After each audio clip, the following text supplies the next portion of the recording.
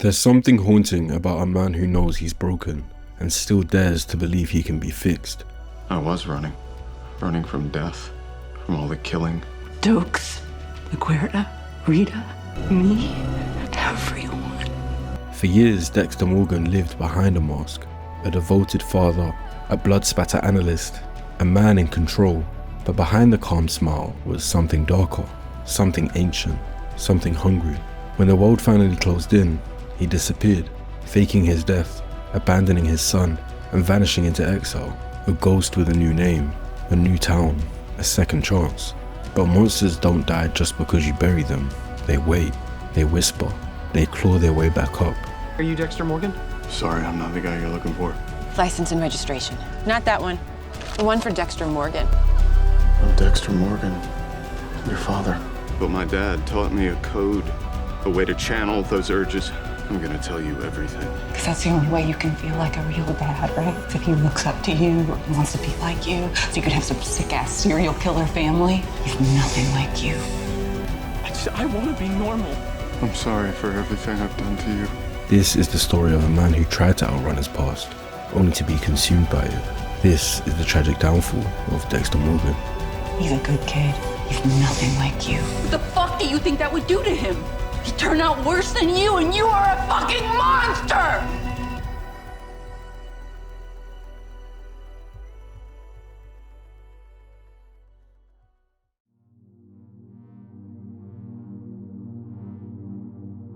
For most of his life, Dexter thought he understood who he was, a monster raised with rules.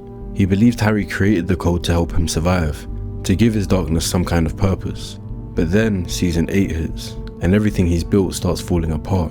And it all starts with one person, Dr. Evelyn Vogel. She's not just some expert on psychopaths, she helped create the code. The same moral framework Dexter thought was uniquely his. Turns out it was part of some clinical experiment. You were only 10 years old when your father first sought my help. I mean, it was obvious that you not only showed all the classic traits of a psychopath, but that you would eventually become a killer. So we were faced with a little dilemma. What to do with you? It was me who convinced Harry that your urges couldn't be stopped, but they could be focused. You're saying you came up with the code? Harry had a big hand in the details, but he was operating under my guidance. Vogel doesn't treat Dexter like a man. She treats him like a success story, her perfect result. And when someone sees you as a thing they built, not a person with free will, it messes with your head. From the moment Vogel steps into Dexter's life, his foundation starts to crack. She doesn't look at him with fear or judgment. She looks at him with pride. Not because he's overcome something, but because he's working the way she intended. For years, Dexter thought the code was about doing less harm, a way to channel his urges so he doesn't kill innocent people. But Vogel makes it clear that she didn't care about protecting others. She cared about proving a theory. And Dexter, he was just her evidence. That kind of revelation cuts deep. It's a textbook case of something called instrumental identity formation, where you don't develop a sense of self naturally. You're shaped to serve someone else's agenda. It's like being programmed without realizing it. And when Dexter realizes this, something shifts. His story, the one he's told himself for years to justify everything, starts to fall apart. Psychologists call this narrative collapse, when the story you've built your identity around stops making sense. You lose the ability to compartmentalize. And for someone like Dexter, who survives by separating his dark passenger from his day-to-day life, that's dangerous. It's like the walls in his mind start caving in. Nothing feels secure anymore. While Dexter's trying to keep it together, Deborah's already falling apart. She's quit the police force, she's drinking too much, hooking up with random guys, and working private security jobs for a paycheck. But none of that is the issue. It's why she's doing it. Deborah's living with something called moral injury. It's what happens when you do something that goes against your core values so deeply that it shatters how you see yourself. Killing LaGuerta wasn't just a bad decision, it broke her. And the worst part is she did it for Dexter. Not justice, not survival. She did it to protect her brother. So now she doesn't just feel guilty, she feels like she doesn't deserve to be a good person anymore. Her lowest point comes when she tries to drown both herself and Dexter in a car crash. It's not just a suicide attempt, it's her trying to erase everything. The guilt, the pain, even him. But then she saves him.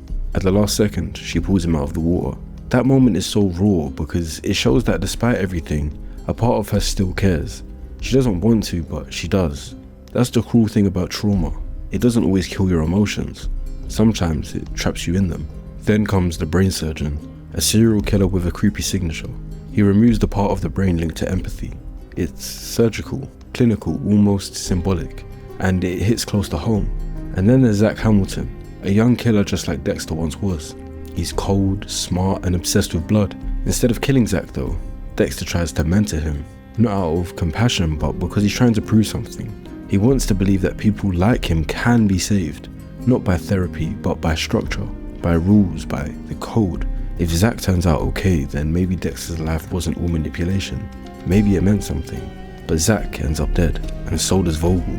And that tells Dexter everything he needs to know. The code doesn't protect anyone anymore. But when things couldn't get more complicated, Hannah McKay re-enters the picture. She's a killer too, but Dexter sees her as different. Not because she's harmless to him, but because with her, he feels something. That's when Dexter makes his most dangerous mistake. He starts confusing emotion with justification. There's a term for this: emotional exceptionalism. It's when you think love makes your actions okay, even if they go against your principles. Dexter knows Hannah's dangerous. He knows she tried to kill Deborah, but he convinces himself that his feelings make it okay. Me, you, and Harrison. We're gonna move to Argentina. I'll make it work, Dex. I can give my notice at Miami Metro, say I'm burnt out. I'm taking Harrison to travel for a while. And suddenly the code doesn't matter. Argentina, their dream of running away, becomes more than a location. It's an escape from consequences, from identity, from reality. But there's no running from who you are. Everything comes full circle when Dexter finally catches Oliver Saxon, the brain surgeon. Normally, this would be the moment he sets up the kill room, lays down the plastic, takes the blood slice, goes through the motions. But this time he pauses, and then he lets Saxon go. I'm feeling a much stronger pull. I don't need to kill you. Then don't. Walk away. I will. I guess I'll live to see another day. Oh no, you're still gonna die. Just gonna be in the electric chair. But that decision destroys everything. Saxon escapes, Deborah ends up shot, and Dexter learns the final brutal truth. Without the code, he's not a reformed killer. He's a man who can't control the chaos anymore. Dexter goes to disturbing lengths to hide his identity. But in real life, most people don't even realize how much of their personal identity is already scattered across the internet. From old addresses and job history to social media posts, your entire digital footprint is out there. And if you wanted to check it all yourself, it would take hours, maybe days. And that's where Whitebridge.ai comes in. It's an AI-powered digital identity research tool that finds, verifies, and organizes publicly available data into a clear report, so you can safeguard your reputation, prepare for pitches, or just understand what's being said about you online. Think of it as a digital investigator that helps you see what others might see. Visit get.whitebridge.ai/jwisdom to explore your digital footprint and get 25% off your first report. That's get.whitebridge.ai/jwisdom, also linked in the description and pinned comment below. Thanks again to Whitebridge.ai for sponsoring this segment. Now let's get back to unraveling Dexter's psychology.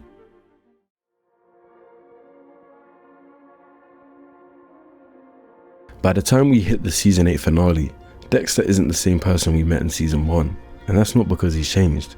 It's because everything he believed in has fallen apart. The rituals, the structure, the rules he lived by, they don't mean anything anymore. Dexter always thought he had things under control. The code gave him structure, the blood slides, the plastic wrap, the calm rituals. It all made him feel like he was operating by choice, not impulse. But when Deborah got shot and later suffered a stroke in the hospital, that illusion completely shatters. He's faced death before, but this time it hits different. This time it's not a criminal or a victim, it's his sister, the one person he truly loved. And he can't fix it. He can't do anything. All that intelligence, planning and control, it couldn't stop this. In psychology, there's actually a weird term for this mental collapse. It's called magical thinking. Yes, that's a real definition. It's when someone believes their routines, rules, or mindset can somehow shape or control reality. Dexter lived in that mindset for years, but when Deborah ends up on life support, he finally sees the truth. He never had control, he just liked to believe he did. Now, here's where things get really raw. For so long, Dexter told us he couldn't feel real emotions, that he didn't experience guilt, love, or grief the way normal people do. But when he sits by Deborah's hospital bed, something's different. He's not angry, he's not plotting revenge, he just looks empty. What he's going through is something called anhedonia, a state where nothing brings joy. not even the things that used to matter. It's a type of grief that doesn't always show through tears or screaming. Sometimes it's just silence, stillness, numbness. Without her, the entire point of trying to be better just disappears. And that's when he really starts to believe it. Everything I touch dies. It's not self-pity, it's self-awareness. Maybe for the first time ever. When Dexter finally gets his hands on Oliver Saxon, the man responsible for Deborah's death, we expect the usual process. A kill room, the plastic, a speech, but that's all gone. Instead, he just takes a pen and stabs Saxon in the neck. No ceremony, no reflection, just a quick, calculated execution. He calls it self-defense, and yeah, maybe legally it is, but psychologically it's something darker. He's not following the code, he's not making a statement. This is displaced rage, redirecting all of his grief and guilt into a single violent act. And here's what makes it worse. Dexter doesn't feel anything. No closure, no relief, just nothing. That's called flattening of effect, a complete shutdown of emotional response. He's operating on autopilot. There's no goal anymore, just consequences. Dexter doesn't end up heading to Argentina. He doesn't try to start afresh with Hannah and Harrison. He takes his boat right into a hurricane. That's not coincidence, that's actually symbolism. This is psychological suicide, not just a physical escape, but a mental and emotional one. He's given up. He knows he's done too much damage to ever live a normal life. He can't be a partner, he can't be a father, he can't be a brother. But here's the twist, he doesn't die, because death would be too easy. Instead of dying, Dexter disappears. The last scene shows him living alone, somewhere cold and grey, working as a logger under a fake name. No kills, no family, no purpose, just isolation. He's not hiding, he's punishing himself. This is what psychologists call self-imposed purgatory. When someone believes they're beyond redemption, but not ready to die, they create a life so empty it feels like death. There's no ritual anymore, no structure, no joy, just existence. It's the final price of all those years pretending he had control. Now he lives with the truth, and it's crushing.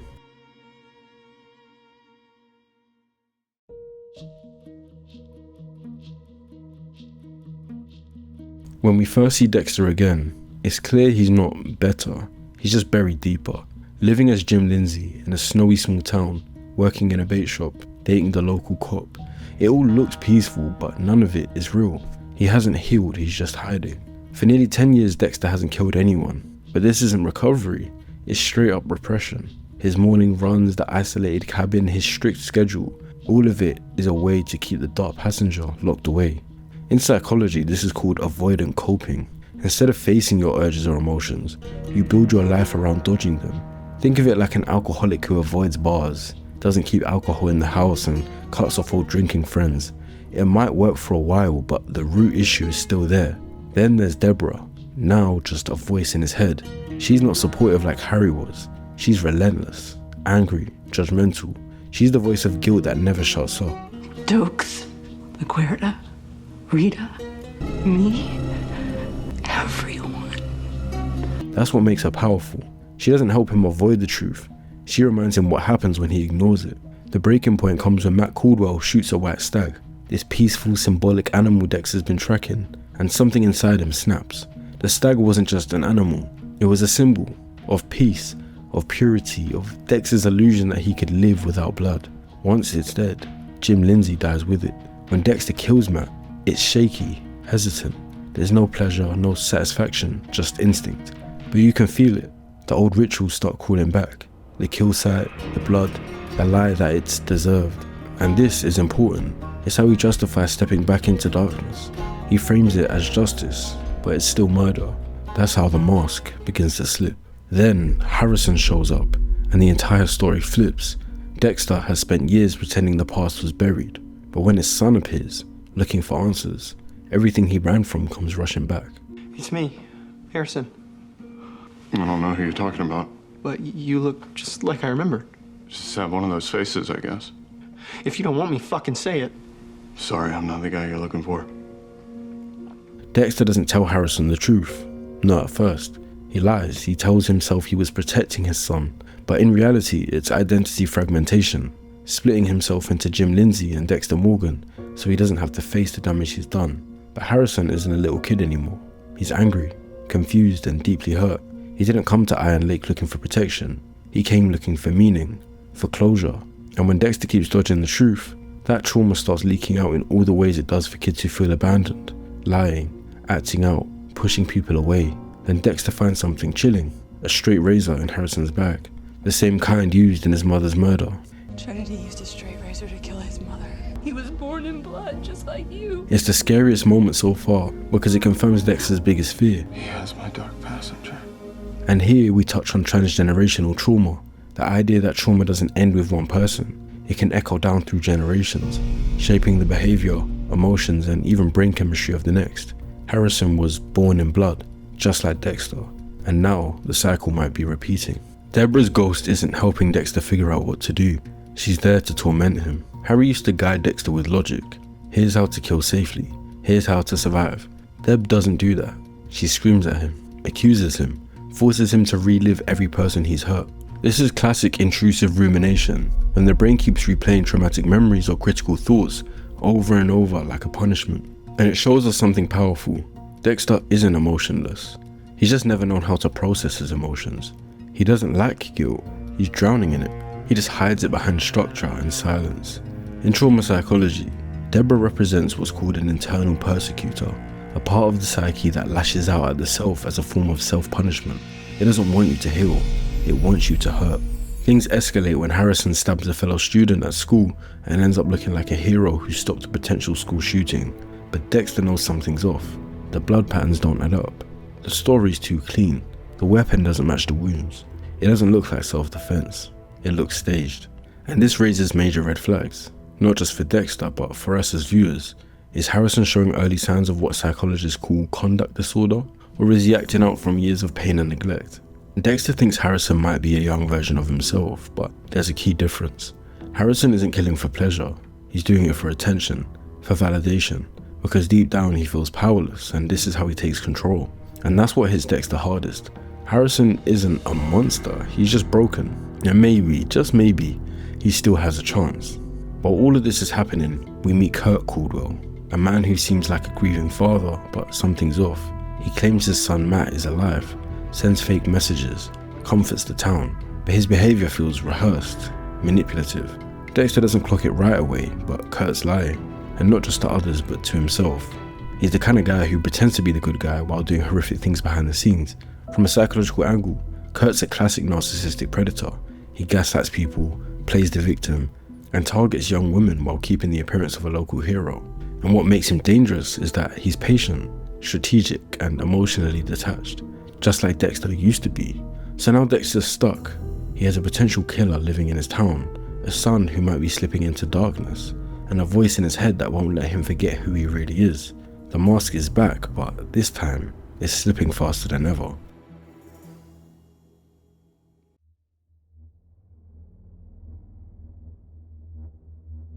Kurt Caldwell becomes the first mirror for Dexter, not because he's a typical villain, but because he sees himself as the good guy. He kills runaway girls, thinking he is saving them.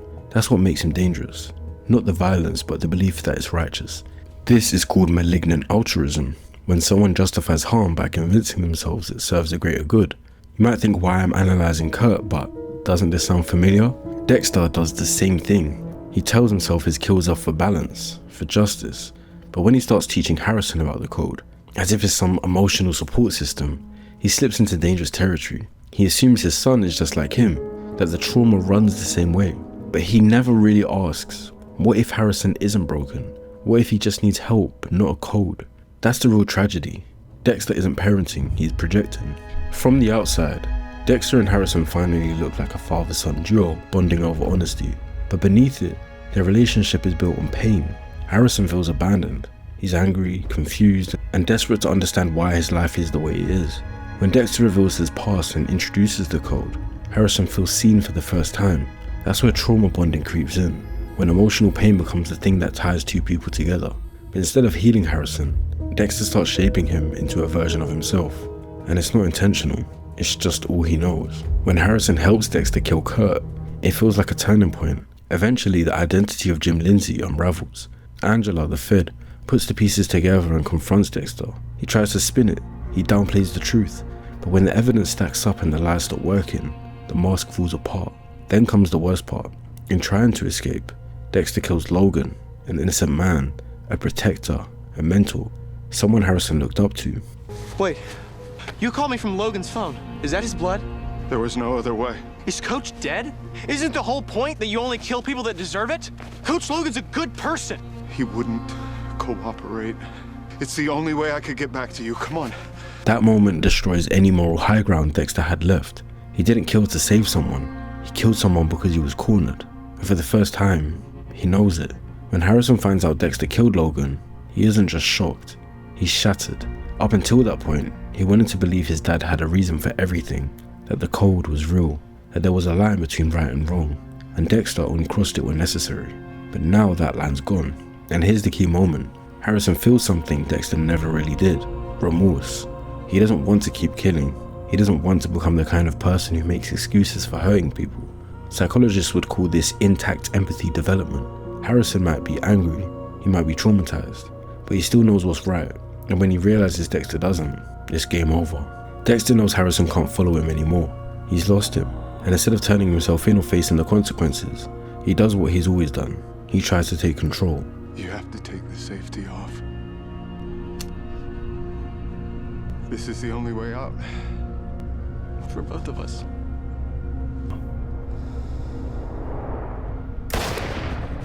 He tells Harrison to kill him.